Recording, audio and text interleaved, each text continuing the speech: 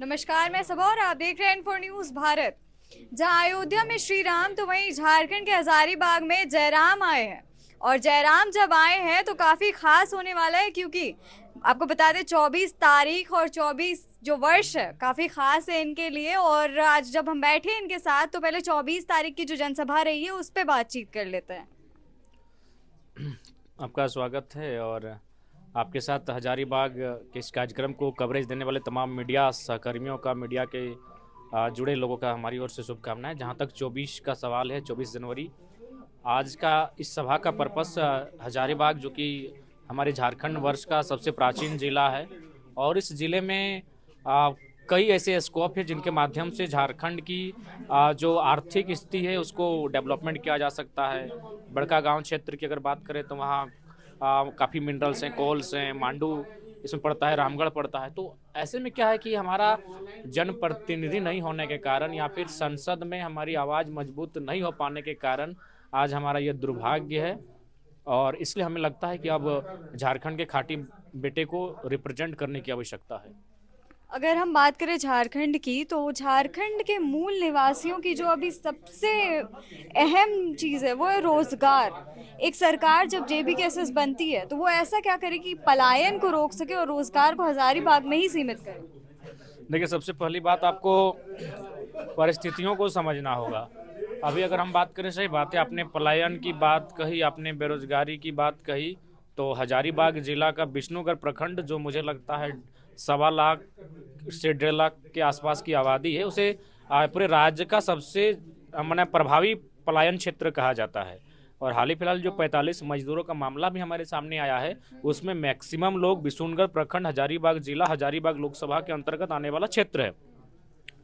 तो अगर हम लोग बात करें रोजगार को सृजन करने की या फिर पलायन को रोकने की, तो मैं मानता हूं कि सरकार सभी एक एक व्यक्ति तक रोजगार या फिर सरकारी गवर्नमेंट जॉब नहीं दे सकती है, लेकिन आर्थिक स्थिति को मजबूत करने के लिए कुछ वैकल्पिक व्यवस्था का सृजन किया जा सकता है। जैसे मान के चलिए, अब पानी का प्रभाव कम होने के कारण जो हमारे मैक्सिमम बाइड खेत बोलते हैं जिसको हम लोग, वो कहीं ना कहीं अब अनउपजाऊ हो रहे हैं, वहाँ फसल की स्थिति ठीक नहीं है। तो ऐसी परिस्थिति में हम चाहेंगे कि सरकार जिन पैसों का उपयोग एडवर्टाइजमेंट में करती है, जिन पैसों का उपयोग सरकार आपके द्वार जैसे निरर्थक कार्यक्रमों में करती है, जिन पैसों का अपने निजी कंपनियों में, निजी सेक्टर में उपयोग करते हैं, हम लोग छोटे छोटे लघु उद्योग, कुटीर उद्योग को स्थापित करेंगे, जिनका मान के चलिए जो उत्पादन का जो दर होगा, मुझे लगता है कि 250 करोड़ 300 करोड़ के एवज में हम ऐसे छोटे छोटे फैक्ट्रियों को, उद्योगों को स्थापित कर सकते हैं, जिसमें एवरेज 50 से 100 के आसपास लोगों को मैंने रख सकते हैं। तो मान के चलिए अभी ये चीज़ें सामने आती हैं कि एक विधायक, एक सांसद के यहाँ, एक आईएएस के यहाँ जब छापा पड़ता है तो 1000 करोड़, 2000 करोड़, 5000 करोड़। तो अगर, चूंकि हम लोग तो सबसे पहला बात जब जाएंगे तो हम लोग कोर्ट एफिडेविट के साथ जाएंगे कि हमारे जो सांसद एमएलए चुने जाएंगे वो अपनी जो सरकारी पेमेंट भी होगा उसका 30-35% हिस्सा अपने लिए रखेगा, बाकी वो अभी एक ट्रस्ट के माध्यम से, चैरिटी के माध्यम से लोगों तक पहुंचाएगा, ताकि हम जनता के लिए आए हैं, सेवा के लिए आए हैं। तो जाहिर सी बात है हमें पेमेंट उतनी ही लेने की आवश्यकता है जितना जनता की सेवा के लिए पर्याप्त हो। तो हम लोग मैंने ऐसे उद्योग की स्थापना करेंगे। जो पैसे निरर्थक उड़ाए जा रहे हैं, सरकार अपने फिजूल खर्च कर रही है, उनको उन उद्योगों में खर्च करेंगे। और मुझे लगता है एक प्रखंड में 5-6 जगह हम लोग ऐसे ऐसे उद्योग की स्थापना कर सकते हैं। तो मान के चलिए एक प्रखंड में 500 से 1000 के रोजगार का सृजन किया जा सकता है। तो जब एक प्रखंड में 1000 का रोजगार सृजन होगा तो आप 264 प्रखंड में 1000 को गुना करें, मल्टीप्लाई करें। तो ऐसे तभी हो पाएगा जब आप सत्ता की शक्तियों को अपने अधीन करेंगे, क्योंकि आप आंदोलन सड़कों पे करते हैं, आप बातों को रखते हैं, लेकिन जब तक सत्ता की शक्तियां आपके अधीन नहीं होंगी आप इन चीज़ों को इम्प्लीमेंट नहीं कर सकते। अभी हजारीबाग संसद की बात आती है, मैं खुले मंच पर कहता हूँ, और बाकायदा ये आज इनका लगभग 50 से अधिक विदेशों में इनका शेयर है, कंपनियों में है। तो कैसे ऐसे लोग समाजवादी कहलाएंगे? कैसे एक तरफ जहां विशुनगढ़, इनके बड़का गांव के लोग मौत के साये में जीवन जी रहे हैं, आज वे लोग माने वहाँ जाके टॉयलेट का पानी उपयोग कर रहे हैं, और हमारा सांसद इतना मतलब भोग विलास में व्यस्त है कि 50 से अधिक कंपनियां जो विदेशों में उनमें उनका शेयर है। हजारीबाग जो क्षेत्र, जो कोल क्षेत्र आता है, तमाम छोटी बड़ी कंपनियों में इनका शेयर है, तमाम बड़े बड़े विद्यालय जो स्थापित हो रहे हैं वहाँ इनका शेयर है। तो सबसे बड़ी बात है कि नेतृत्व ऐसा चुनना चाहिए जो यहाँ का बेटा हो और चीज़ों को समझे, जिसमें ह्यूमैनिटी हो, जिसमें माने इक्वलिटी हो, जिसमें सोशल इनजस्टिस का भाव हो। तो जब ऐसे लोग चुन के आएंगे तो मुझे लगता है बदलाव होगा, और हमारे संगठन में जो भी जीत कर जाएंगे, अगर हम आपको आपके चैनल के माध्यम से वादा भी करते हैं, अगर हमारे संगठन में कोई जीतने के बाद अगर उनका किसी भी कंपनी में अगर 1% का भी शेयर सामने आएगा तो अगला चुनाव वो नहीं लड़ेगा, डंके की चोट पे कहते हैं। अब हजारीबाग सांसद की बात कर रहे थे तो याद आया कि हजारीबाग सांसद के कुछ स्टेटमेंट्स आए थे आपको लेकर के। मुझे यकीन है कि आपके तक भी ये इन्फॉर्मेशन पहुंची होगी। पहुंचा है, क्योंकि हम अभी सोशल मीडिया खुद का नहीं चलाते हैं। अगर आप बताना चाहेंगे तो बताइए क्या। उन्होंने कहा था कि आपके जैसे यानी कि बच्चे जो नौजवान हैं उनसे अभी कुछ नहीं हो पाएगा, आपके रेफर करके कहा था। ठीक है, तो उनको कहिए, उनका जो बेटा, उनको पतरातू में खड़ा करके काहे बोल रहे थे कि हम जो काम नहीं कि मेरा बेटा पूरा करेगा। ये कौन सा लोकतंत्र है? भारतीय जनता पार्टी परिवारवाद के खिलाफ बात करती है, और आप दूसरी पीढ़ी में, तीसरी पीढ़ी का प्रोजेक्ट करने जा रहे हैं। मतलब वो साफ भाषा में कहना कि आप करें तो भ्रष्टाचार, और मैंने हम खरी लाइन हम भूल रहे हैं। तो मेरा कुल मिलाकर कहने का मतलब है, जो माननीय सांसद इस बयान को जो कह रहे हैं कि हम लोग बच्चा हैं या फिर बच्चे कुछ नहीं कर पाएंगे, तो आप बूढ़ों ने या फिर आप उम्रदराजों ने क्या कर दिया? आपके क्षेत्र में सबसे ज़्यादा पलायन है। आज बड़का गांव में कर्फ्यू की स्थिति है, एक ऐसी स्थिति लगता है वो तालिबान है, वो भारत का पार्टी नहीं है। इतनी भारी, जितना लोग नहीं उसी संख्या में वहाँ से पुलिस के फोर्स हैं। क्या क्यों भाई? न जमीनों का अधिग्रहण करना है। क्यों जमीनों का अधिग्रहण करेंगे? जब से सरकार नहीं बनी उससे कई सालों से, हम कई हजार सालों से उस जमीनों को हम जोत रहे हैं, कोड़ रहे हैं, उस पर हमारा आधिपत्य है, उस पर हम लोग अपना खेती करते हैं, 4 प्रकार की फसल लगाते हैं उस पर। और बड़का गांव एक ऐसा क्षेत्र है जहां धान भी होता है, गेहूं भी होता है, सब्जी भी होता है, और एक कतारी भी होता है। तो इसलिए वो लोग नहीं देना चाहते। क्यों देंगे बताइए ना? हमने तो खुले मंचों पर कहा कि बड़का गांव नहीं, पूरा आधा हजारीबाग जिला और आधा रामगढ़ जिला, जहां जहां कोल सेक्टर आप ले लीजिए, लेकिन प्रति डिसमिल 1 लाख का दर दीजिए। क्यों भाई? एक सांसद के पास अनुमानित 50,000 करोड़ की संपत्ति होगी, एक सांसद के पास हजारों हजार करोड़ की संपत्ति होगी, तो क्यों एक दीजिए, प्रति डिसमिल 1 लाख रुपये दीजिए, विस्थापित कीजिए, और आपको जो करना है उसमें आप खंडहर बनाइए, उसमें आप मैंने शमशान बनाइए, कब्रिस्तान बनाइए, आपको जो करना है। लेकिन 3,000 रुपया डिसमिल आप दर लगाइएगा, 2,000 रुपये प्रति डिसमिल दर लगाइएगा। ये कौन सा रेट है भाई? आज बताइए ना, एक आम व्यक्ति कहाँ जाएगा? आप स्पष्ट कहेंगे, आज आम व्यक्ति, पता है गरीब व्यक्ति क्या सोच के दिल को अपना तसल्ली देता है कि जाइए मोदी जी, आप तो मैंने सत्ता के नशे में इतना चूर हैं कि आप अडानी के लिए पूरा देश, हंसदेव पहाड़ उसको दे रहे हैं। अरे जाइए, यही तो होगा कि अडानी और की जब मौत आएगी तो एक सम्मानजनक मौत मिलेगी, बुढ़ापे में मौत मिलेगी, और हमारी मौत मान के चले कत्लेआम होगी। आज हंसदेव में क्या होगा? आज मैं आपको बताना चाहूंगा, 2 जनवरी 2006 यही उड़ीसा का कलिंग नगर, वहां टाटा जमीन अधिग्रहण कर रही थी। आदिवासियों ने कहा हम जमीन नहीं देंगे, क्योंकि इस पहाड़ में हमारा एक देवता वास करता है, यहाँ हम हजारों सालों से वास करते हैं। और फाइनली सरकार की पुलिस वहां गोली चलाती है, और 12 की 13 की संख्या में आदिवासी लोकतांत्रिक भारत में मारे जाते हैं, 21वीं सदी में मारे जाते हैं। और ताजुब की बात आपको बताएंगे, आज रूस शहर के मास्को में एक डेड बॉडी आज भी है, मरने के 100 साल बाद भी है। वो बॉडी किसकी है पता है? व्लादिमीर लेनिन की है। लेकिन वो गर्व का विषय है। लेकिन यही उड़ीसा में भी कुछ बॉडी के टुकड़े आज भी रखे हैं, ये शर्म का विषय है। ये बॉडी किसकी है पता है? उन्हीं आदिवासियों की है। पूरी बॉडी नहीं है, शायद 6 या 7 ये टुकड़े हैं। थोड़ा सा सोच के देखिए कि ये लोग कैपिटलिज्म की आड़ में किस प्रकार आदिवासी और किसानों का कत्ल कर रहे हैं। यानी उनको मारने के बाद तो जाहिर सी बात है सरकारी लोग हाथ काटे होंगे।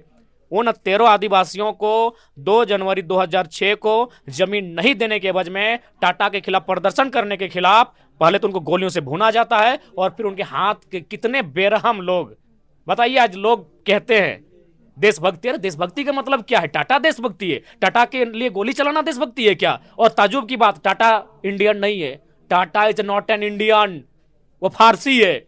आपने उसके लिए गोलियों से मारा और फिर हाथ के पंजों को काट लिया। आज भी हाथ के पंजे एक शीशे में पैक होकर इंतजार कर रहे हैं कि कोई माई का लाल जो पैदा होगा, जो चौधरी चरण सिंह के तर्ज पर होगा, जो कहेगा ये किसानों का देश है और किसानों आदिवासियों को मुक्ति दिलाएगा और उन पंजों को भी इंसाफ दिलाएगा। बाकी ये कौन है? यही तो कहते थे चौधरी चरण सिंह कि किसानों एक नजर खेत खलिहान पे, दूजी लाल किला के मचान में। आदरणीय प्रधानमंत्री वही कर रहे हैं। मात्र चंद मुट्ठी भर लोगों के हाथों में देश की संपत्ति दे रहे। अब गरीब लोग यही कहेगा कि भाई सत्ता तुम्हारी, गृह मंत्रालय तुम्हारा, तीनों सेनाएं तुम्हारी, सीएसएफ तुम्हारा, बीएसएफ तुम्हारा, सब तुम्हारा, क्या करोगे? गोली मारोगे? अरे मरना हमको ये भी है, सबको मरना है। सही में आज भी जो लोग दुखी लोग हैं ना, यही बोलते हैं कि अरे वो मरते हम हो मरबे, की लड़बे जाए दी एक तो दिन मर के है, की लड़ पारबे, ऐसे तो हमने के गरीब आदमी। तो ये परिस्थिति है जहां जमीन अधिग्रहण हो रहा है, ये पूरे झारखंड में है। जहां जहां कोल सेक्टर है वहां लोग इस प्रकार की बात कहते हैं कि जाने दो, वो बुढ़ा के मरेगा, हम जवानी मरेंगे, वो सम्मान की मौत मरेगा, हम तो अपमान की मौत मरेंगे, मरना एक दिन उसको भी, जाने दो हमने कुछ करेंगे, हमको जमीन लेता है लेने दो, हमको बर्बाद करते कर। ये स्थिति है, ये स्थिति है आज राज्य की। धनबाद की बात करें, बोकारो की बात करें, टाटा जमशेदपुर की बात करें। क्यों भाई? ये कैसा लोकतंत्र है कि आप एक आदमी के लिए पूरा मतलब जी जान पे लग गए हैं, पूरा फोर्स, हजारीबाग की पूरी फोर्स बड़का गांव भेज दें, किसके लिए? अडानी के लिए। अरे उस कितना संपत्ति चाहिए उस इंसान को भाई, कितना संपत्ति चाहिए? अगर आपको कोयला खनन करना है तो आप कोऑपरेटिव सोसाइटी की स्थापना कीजिए, एक आम व्यक्ति को कोयला खोदने का अधिकार दीजिए, उसमें सरकारी अफसर कुछ डिप्यूट कीजिए, वो आपको रेवेन्यू देंगे। और जिस तरह वो सब्जी बेचते हैं मार्केट में अपने खेत का कोयला भी बेचेंगे, आप टैक्स लीजिए, उन पे रेवेन्यू लीजिए। अरे एक व्यक्ति का देश होगा। तो ये परिस्थिति है। इसीलिए मेरा मानना है, सदन में जब हमारे जैसे लोग जाएंगे, इन बातों को रखेंगे, जब इन बातों को रखेंगे तो पूरा देश गंभीरतापूर्वक सुनेगा। उसके बाद भी अगर कत्लेआम होगा तो होने दीजिए, हमारी नियति में वही है। ऐसे भी झारखंडियों ने जब जब अधिकार की बात कही है, आप तो जलियांवाला बाग को जानते हैं, ठीक है, जलियांवाला बाग अंग्रेजों का था, लेकिन 1 जनवरी 1948 को कौन सा अंग्रेज था भारत में जी? आजाद भारत में आपने गोलियां जलियांवाला बाग किया है, कहा ना? झारखंड के आदिवासियों पर, झारखंड के मूलवासियों पर। तो हम तो हमेशा, हम पर दुराचार हुआ है, हमारे साथ अत्याचार हुआ है, हमारे साथ शोषण हुआ है, आज भी हो रहा है। क्या फर्क पड़ता है? नेशनल मीडिया में इसको जगह मिलना चाहिए, नेशनल मीडिया में इन चीजों का डिबेट होना चाहिए। लेकिन नेशनल मीडिया में डिबेट क्या होगा? एक तरफ से पंडित जी बैठेंगे, एक तरफ से मौलवी जी बैठेंगे और ले खिचड़ी बन रहा है। तो इसलिए सदन तक हमारा जाना बहुत जरूरी है, हमारे जैसे नौजवानों का जाना बहुत जरूरी है। ऐसे सांसद नहीं, जयंत सिन्हा जैसे सांसद नहीं चाहिए जिनका 50 से अधिक कंपनियों में, विदेशी कंपनियों में शेयर हो, जिनका अनुमानित संपत्ति कई हजार करोड़ के आसपास हो, जो राजरप्पा के प्रोजेक्ट जो 15 करोड़ में हो जाता है उसे 250 करोड़ में तब्दील करवाता है। ऐसे सांसदों की आवश्यकता नहीं है। अगर हम सीए कानून की बात करें तो सीए कानून को लागू करने को लेकर के बीजेपी बहुत आगे पुख्ता कदम लेते हुए नजर आ रही है। आपको बता दें कि बीजेपी 2 बड़े पुख्ता कदम इसमें लिए, एक सीए लागू करने का और दूसरा राम मंदिर की प्राण प्रतिष्ठा को करने का। ये दोनों फैसले उसने एक साथ लिए। तो आपको क्या लगता है? पहला सवाल तो मेरा ये रहेगा कि क्या रीजन रहा हो कि ये 2 बड़े फैसले वो इस वक्त पे, जबकि उनको पता है कि चुनाव काफी नजदीक है, इस वक्त तो ये 2 बड़े फैसले ले लिए?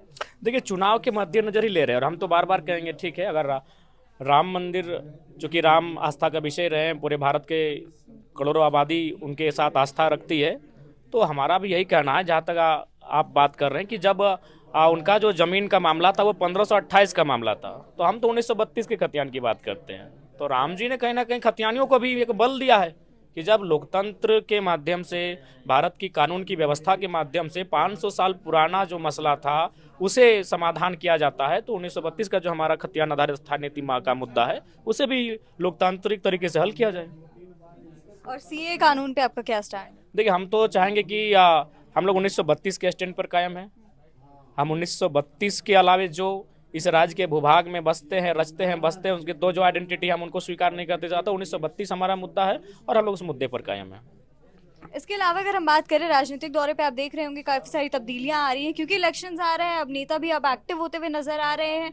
जो अभी 4 साल बीते हैं, 4 साल के बाद अभी जो 5वां साल आ गया, अब जब सबको पता है कि इलेक्शन नजदीक आ रहे हैं, तो आपको क्या लग रहा है कि इलेक्शन नजदीक आ रहे हैं तो वोट कलेक्शन का ये एक जरिया बन जाता है इलेक्शन आना, और ये 4 सालों में लोग भूल जाते हैं कि वो इस कम्युनिटी के स्टैंड बाय है? देखिए, इसके लिए कहीं ना कहीं हमारे जो वोटर्स हैं वो भी दोषी हैं। उनको भी लगता है कि उनके वोट की वैल्यू मात्र 500 रुपये की है।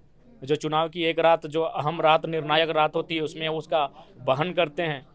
मेरा मानना है वोटर्स को अपनी मत का वैल्यू को आंकना होगा, क्योंकि इससे पहले अब तो हम लोग बात कर रहे हैं वोट की वैल्यू पर, अब तो बात कर रहे हैं 1 पर्सन 1 वोट 1 वैल्यू। झारखंड में कौन सा लीडर है जिसने झारखंड में आज 2 सालों में हमने जो स्टेटमेंट दिया है, हमने जो स्पीचों में अपनी इंपॉर्टेंट महत्वपूर्ण बातें रखी है, मुझे नहीं लगता 23 सालों के झारखंड के इतिहास में किसी लीडर ने नहीं, एक पूरे कार्यकाल में जितने लीडर हैं उन्होंने मिलकर इतनी बातों को नहीं रखा होगा। तो मेरे हिसाब से अब लगता है कि अब हमारे झारखंड के लोगों को अपने वोट की वैल्यू को समझना है। अगर उन्हें अपने वोट को बेचना ही है तो 5 करोड़ में बेचे ना भाई। जो सांसद, जो विधायक खरीदता है, चले उसका घर द्वार, उसका आने वाला 2-3 पीढ़ी सेटलमेंट हो जाएगा, 500 में ना बेचे।